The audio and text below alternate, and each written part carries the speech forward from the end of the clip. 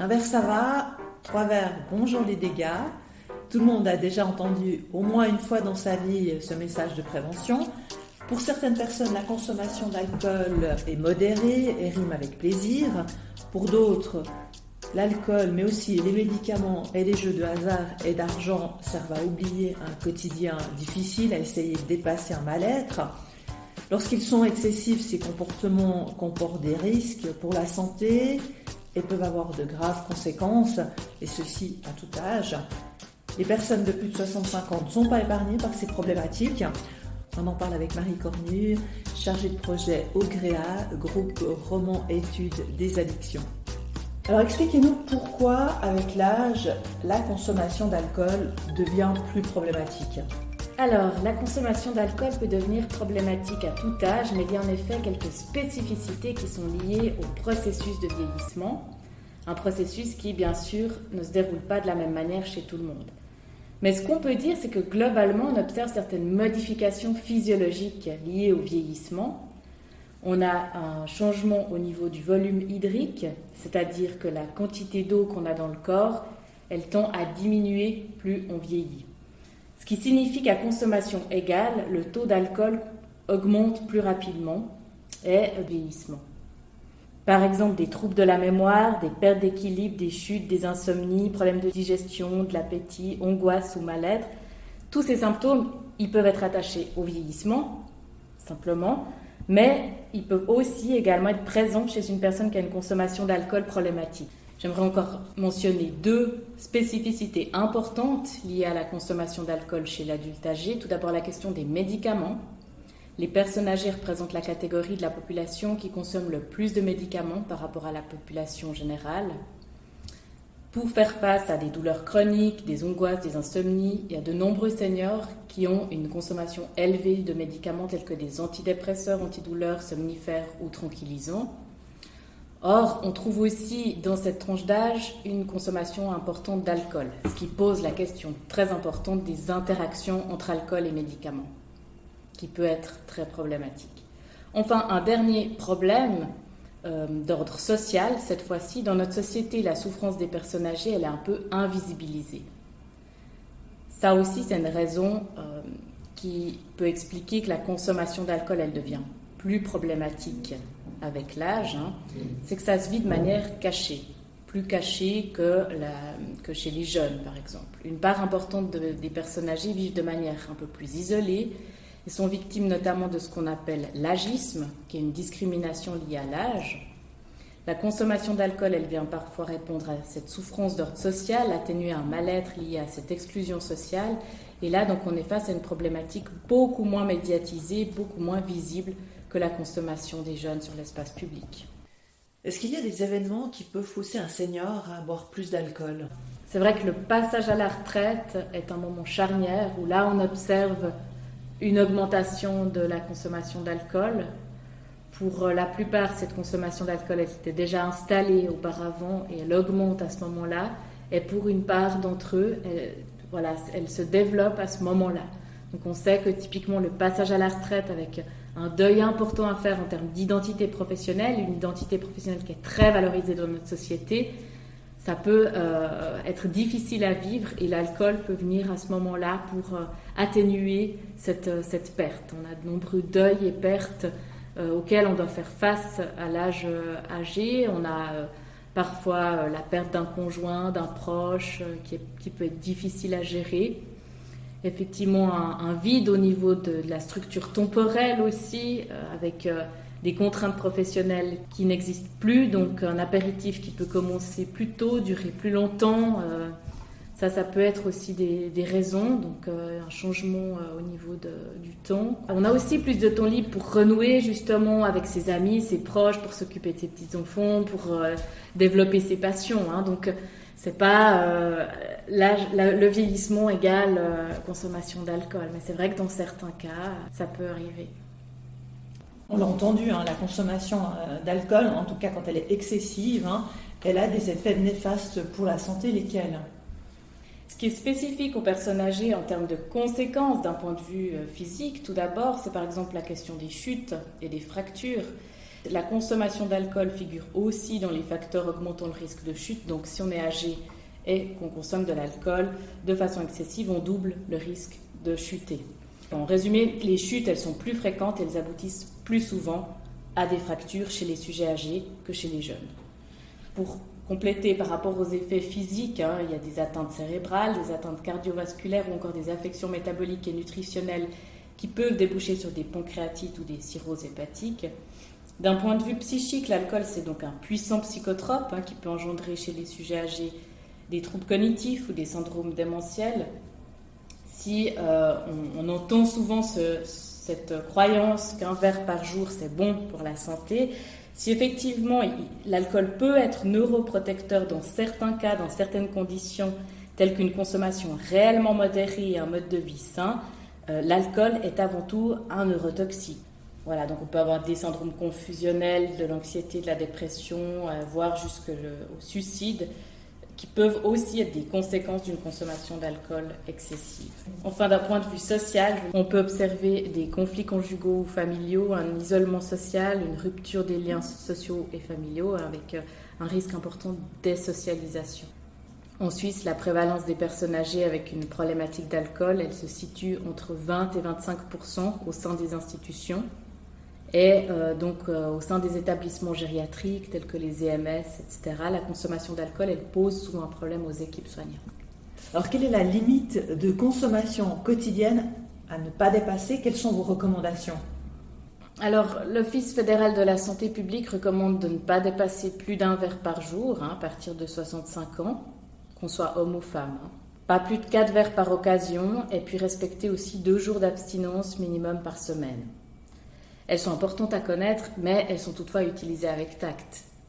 On ne peut pas arriver vers une personne âgée qui a bu durant de nombreuses années et qui boit de grandes quantités d'alcool en voulant lui imposer ce type de normes, en lui disant qu'il ne faut absolument pas dépasser 1 verre par jour. Ces normes, elles peuvent sembler trop drastiques pour certaines personnes et engendrer tout simplement un refus de dialoguer et d'être aidé.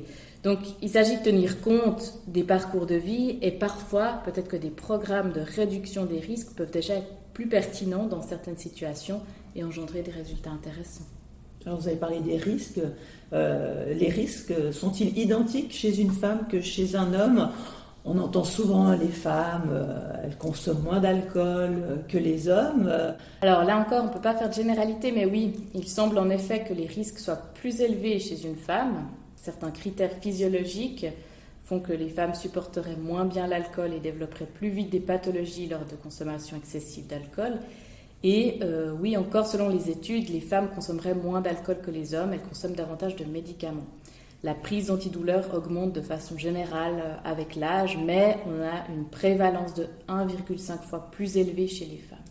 Après, on peut se poser la question, est-ce que les femmes elles consomment moins d'alcool ou est-ce que les femmes cachent davantage leur consommation en raison d'une stigmatisation sociale qui serait plus forte? Donc on peut aussi affiner la manière d'observer les statistiques et a priori, on constate en effet que les hommes sont plus nombreux que les femmes à boire quotidiennement, mais si on s'intéresse aux consommations hebdomadaires, mensuelles ou encore aux ivresses ponctuelles, là, on s'aperçoit que cet écart entre les sexes, il est beaucoup moins significatif et que les femmes boivent presque autant que les hommes, selon les chiffres qu'on regarde. Les statistiques montrent une consommation plus élevée de médicaments chez les femmes, mais là aussi, on peut se questionner et se demander si elles n'ont pas tout simplement intégré cette manière admise socialement d'exprimer un mal-être en tant que femme. Historiquement, on a toujours mieux toléré socialement qu'une femme exprime son mal-être à travers des troubles anxieux et donc qu'elle prenne des anxiolytiques ou des tranquillisants plutôt que de l'alcool. Le vieux monsieur qui consomme de l'alcool au bistrot du coin, il va bénéficier le plus souvent d'un encadrement social, même s'il est restreint.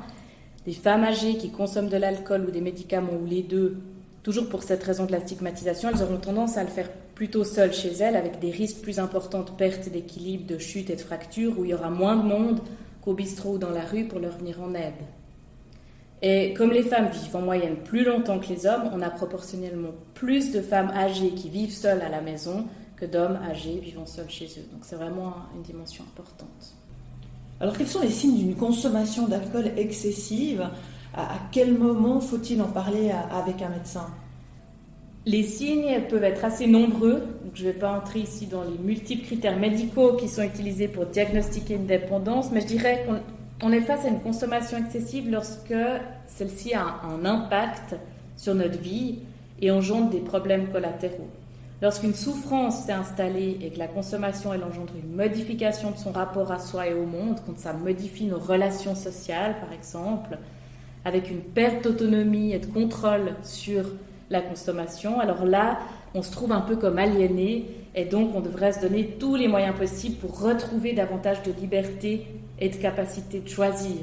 Quand on perd la capacité de choisir, la quantité, on se dit je vais boire tant, puis qu'en fait il y a une perte de contrôle.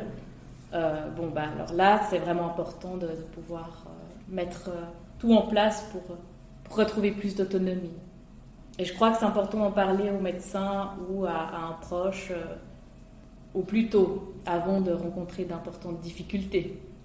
Vous avez parlé d'une autre addiction marquée chez les personnes âgées, vous avez parlé des médicaments. Les personnes âgées consomment énormément de médicaments. Alors, oui, une autre problématique effectivement qui concerne directement les seniors, c'est la consommation de somnifères et de tranquillisants. Si on a 1% de personnes de 15 à 34 ans qui en prennent chaque jour, la proportion elle atteint jusqu'à 9,2% dans le groupe d'âge des 65 ans et plus, selon l'Obsan. Les antidouleurs ils peuvent également constituer un problème pour cette tranche d'âge. Comme pour les calmants et les somnifères, les femmes consomment davantage d'analgésiques que les hommes, 7,2% contre 5,1%. Somnifères, tranquillisants, antidouleurs, c'est vraiment des médicaments qui sont très consommés dans cette tranche d'âge. Est-ce qu'il y a une explication ? Par rapport aux douleurs justement chroniques qui sont quand même assez fréquentes à l'âge âgé. Arthrose, douleur du dos, et puis les insomnies, d'où les somnifères. En ce qui concerne une autre addiction, ce sont les jeux d'argent, les jeux de hasard. Le risque pour les personnes âgées est financier et social. Ogréa, êtes-vous confronté à des situations où des seniors ont perdu toute leur économie dans le jeu ? Alors, d'après nos observations de terrain, il y a bien sûr des personnes âgées qui s'endettent à cause du jeu, tout comme le reste de la population. C'est surtout les personnes qui jouent au tactilo, donc aux distributeurs de loterie électronique et au casino. On ne s'endette pas trop en jouant aux billets à gratter, mais généralement dans le jeu, d'abord on a des problèmes financiers, effectivement, on s'endette, on demande de l'argent, et on demande de l'argent à ses proches, et après on a des problèmes d'ordre social. Il y a des études étrangères qui ont montré que ce public avait été particulièrement à risque en la matière. Sur la base de ce constat, le canton du Valais, par exemple, a produit une campagne de sensibilisation à destination des aînés, avec un flyer justement pour sensibiliser à cette question. Ils sont bien sûr concernés, mais voilà, en Suisse actuellement, on n'a pas de données chiffrées. On sait que c'est quand même les jeunes qui sont le plus concernés par cette problématique des jeux d'argent. Où trouve-t-on de l'aide ou des informations quand on sent que l'alcool, les médicaments ou le jeu devient une béquille pour se sentir mieux, moins seul ? Alors, pour les seniors en particulier, on peut conseiller le site internet Addiction et Vieillissement. On a le site internet Safe Zone aussi, qui propose également de nombreuses ressources en matière d'addiction pour les adultes de tout âge. C'est possible aussi de téléphoner au GREA ou Addiction Suisse, puis là on va réorienter en fonction des besoins de la personne et puis de son lieu d'habitation, puisqu'il y a des antennes régionales, des services qui peuvent soutenir les personnes dans toute la Suisse. Et quelles seraient vos recommandations pour éviter une consommation problématique pour les personnes qui se sentiraient glissées ? Alors, je dirais que c'est important de pouvoir réactiver ces ressources individuelles et collectives. Les personnes âgées, en particulier, elles ont une grande expérience de vie. Elles ont mis en place tout au long de leur parcours de vie des stratégies quand ça allait moins bien pour faire face aux problèmes. Donc il y a des ressources qui existent. Parfois, elles sont devenues moins accessibles pour différentes raisons. Elles ont été un peu oubliées. Et donc essayer d'identifier ces ressources pour les remobiliser, se poser la question, durant ma vie, quand ça allait mal, comment j'ai fait pour m'en sortir ? Ça, c'est au niveau individuel, ça touche à la capacité de résilience aussi. Mais au niveau collectif, je dirais que nous devons tout faire pour rester en lien, sortir de la peur de déranger, de la honte, de la culpabilité, toutes ces embûches-là, Souvent, les consommations, elles vont s'installer pour atténuer des sentiments de solitude qui sont trop lourds. Donc, c'est important d'oser téléphoner à un proche, un ami, une amie, inviter une voisine à prendre le thé. Alors, bien sûr, lorsque la mobilité est réduite, c'est plus difficile. Mais voilà, prendre appui sur sa canne et sortir de chez soi, même une fois par semaine, pour participer à des activités organisées dans son quartier ou autre, transmettre ses compétences dans un domaine qu'on connaît, oser parler de ses soucis à sa famille, à ses proches, s'occuper de ses petits-enfants, enfin, voilà, de pouvoir être en lien en fait, d'une manière ou d'une autre. Et je pense que c'est important aussi de faire des recommandations aux proches, puisque les proches ont aussi un rôle important à jouer. Favoriser un dialogue, exprimer son souci en utilisant le « je », toujours parler en « je ». Voilà, c'est important de pouvoir utiliser ce type de communication et exprimer son souci, proposer d'agir ensemble, soutenir en fixant tout de même des limites, essayer de contacter peut-être un spécialiste ensemble, et, voilà, pour obtenir des conseils. Alors voilà, en tout cas, si j'ai bien compris, ne pas rester seule avec son problème d'alcool, Marie Corneville. Exactement, pouvoir oser en parler, c'est très important.